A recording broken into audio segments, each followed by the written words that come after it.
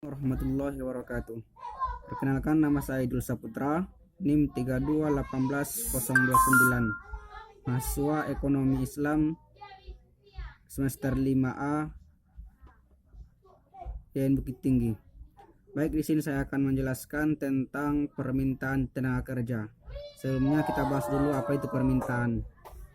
Secara umum, permintaan itu dapat digambarkan melalui kurva, di mana unsur pembangun kurvanya ada harga dan juga jumlah permintaan. Ketika harga 2, maka jumlah permintaan ada 9. Apabila harga naik menjadi 4, maka permintaan turun menjadi 7. Begitu juga sebaliknya. Apabila harga turun menjadi 1, maka permintaan naik menjadi 10. Maka singkatnya, permintaan itu adalah apabila harga naik maka permintaan turun, apabila harga turun maka permintaan naik. Itu merupakan hukum permintaan.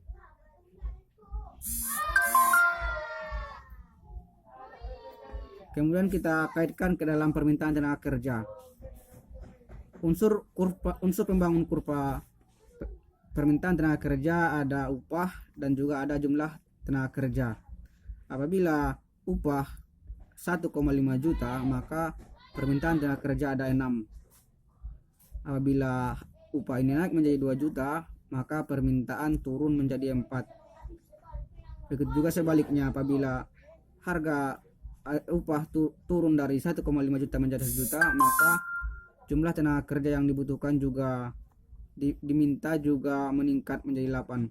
Singkatnya, apabila upah meningkat maka jumlah tenaga kerja menurun, dan apabila upah turun maka jumlah tenaga kerja meningkat. Maka dapat kita tarik kesimpulan bahwa kurva permintaan tenaga kerja itu menggambarkan jumlah maksimum tenaga kerja seorang pengusaha yang bersedia mempekerjakan tenaga kerja setiap kemungkinan tingkat upahnya dalam jangka waktu tertentu. Kemudian kita masuk ke dalam permintaan tenaga kerja dalam jangka pendek. Kata kuncinya adalah jangka pendek.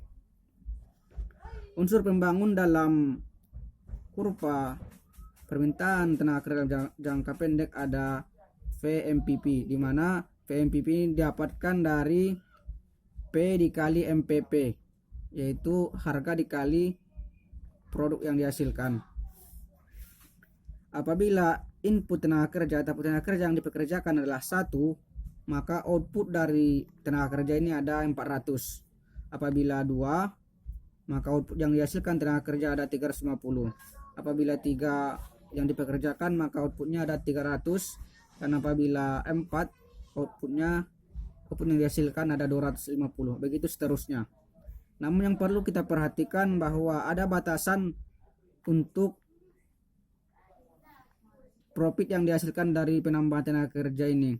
Apabila sudah melewati garis ini, maka penambahan tenaga kerja tidak lagi dibutuhkan, dengan artian ketika penambahan tenaga kerja itu tetap dilakukan, maka perusahaan tidak mendapatkan keuntungan atau malah bisa mendapatkan kerugian. Itu mungkin penjelasan singkat mengenai permintaan tenaga kerja dalam jangka pendek yang dapat saya jelaskan. Salah dan janggal saya mohon maaf, mohon juga nanti kritikannya jika memang ada kesalahan dalam penyampaian ini. Baik, banyak maaf. Wabillahi taufiq wal hidayah. Assalamualaikum warahmatullahi wabarakatuh.